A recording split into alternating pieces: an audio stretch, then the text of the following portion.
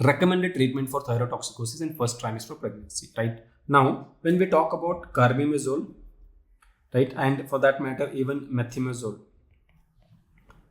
these are teratogenic. These are teratogenic. Now, what kind of teratogenicity we can anticipate? Number one, these can cause choanal atresia. Second, in fact, the most common teratogenic manifestation is what we call as aplasia cutis. Okay. And the third one, it can also lead to tracheoesophageal fistula. Okay. So because of that reason, carbimazole and methimazole are not considered as good choices when it comes to first trimester of pregnancy. Okay. Now, if you're talking about thyrotoxicosis, obviously you shouldn't be giving levothyroxine. So that option is already out. Now, when it comes to radioiodine, right, it is an absolute contraindication. Absolutely contraindicated in pregnancy as well as during breastfeeding.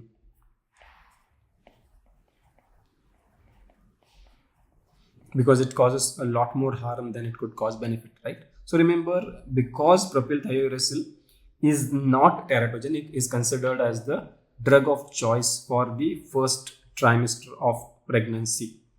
Okay. And also remember, because this propylthiouracil is hepatotoxic, right? You might ask me, sir, why do we consider it as the drug of choice for the first trimester and not why throughout the pregnancy, right? Most of the doctors will give propylthiouracil in the first trimester, and as soon as the patient transits to the second trimester, we will switch over to carbimazole or methimazole. The reason for that is this is hepatotoxic, and in pregnancy, as such, liver is vulnerable for injury in the form of acute fatty liver of pregnancy, as well as the cholestatic disorders, including your HELP syndrome. And adding one more insult to liver can be more dangerous than beneficial. So that is why we give it only for first trimester, and after that we switch to carbimazole or methimazole. Okay.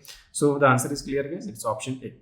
Now, before I wind up, let me show you an image. This is a patient whose mother had received either methimazole or carbimazole, and she had continued that into her first trimester, and that is why the baby has developed what we call as aplasia cutis, right? Aplasia cutis. Now, you may confuse this image with the alopecia areata, but when the history is suggestive that the mother was hyperthyroid and she was on treatment, then you should make a choice. This is case of aplasia cutis. That's it from me here, guys. Thank you.